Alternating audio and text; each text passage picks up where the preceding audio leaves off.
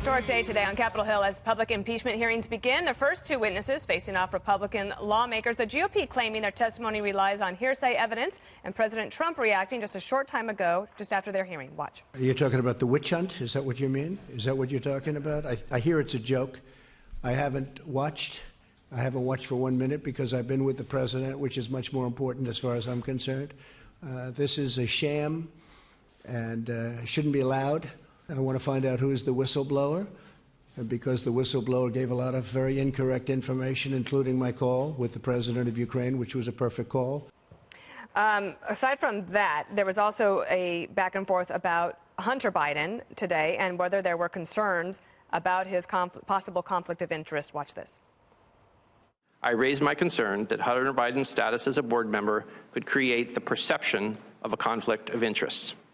Let me be clear, however, I did not witness any effort by any U.S. official to shield Burisma from scrutiny. Ambassador Taylor, do you know whether Hunter Biden offers anything other than the fact that his dad's the former vice president?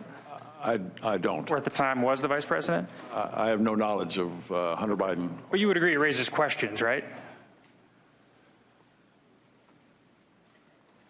He was getting paid, I think, $50,000 a month to sit on the board.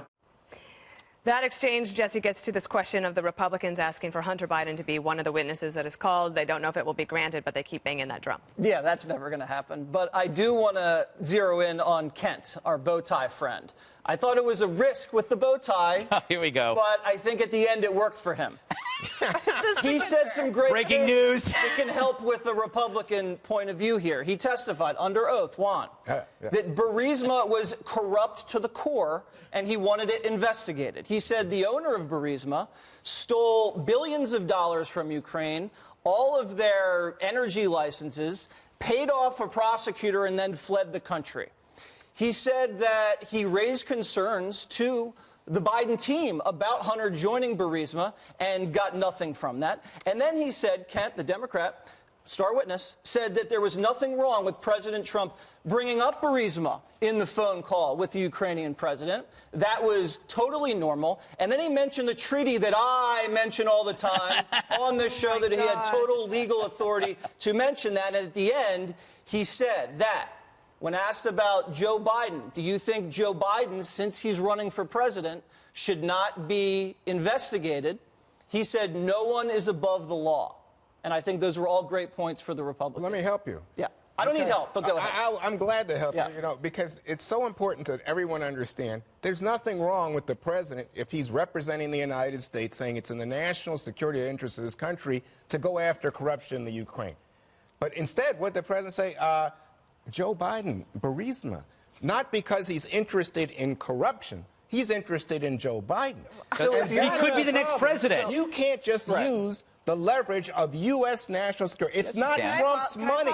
This is not a business deal. This is the president representing us and saying, I'm going to use American dollars to get dirt on my political opponent. He didn't say that. He didn't say it was getting dirt. Katie, you want to take this one? Yeah, so the reason why the corruption element is relevant here with Burisma is because Burisma is a corrupt company. True. And Hunter Biden was being paid by the company, and then lobbyists surrounding the company and other companies in Ukraine were then going to the State Department and trying to leverage Hunter Biden's last name to get special favors. So that is why there's a corruption element when it comes to the president mentioning Burisma and having questions about what the roles were of everybody involved. Katie, can you cite me one case where the president, our president, has gone after corruption where it didn't involve getting dirt on a political opponent?